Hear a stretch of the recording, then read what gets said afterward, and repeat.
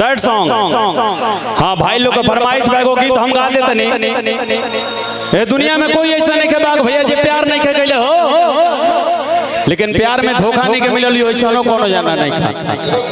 हाँ यो सच बिया। हाँ एगो लड़का के गद्दारी मिलल बा, लड़का कहता के करे जा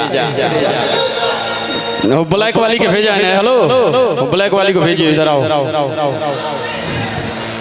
इधर आइए आप, इधर आइए।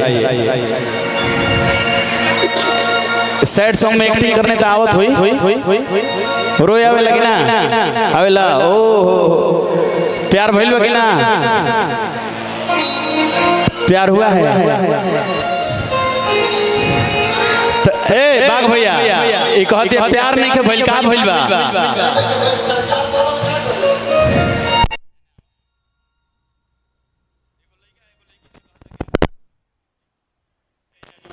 छोड़ के जाता रो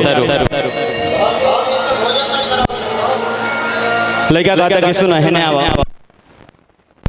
ओह बात से तू याद रहे करे जा जौन 4 बजे भोर तक तू हमारा कोरा में बितावत रहो, आज तारा अपना बाबू माई के पगड़ याद आवता।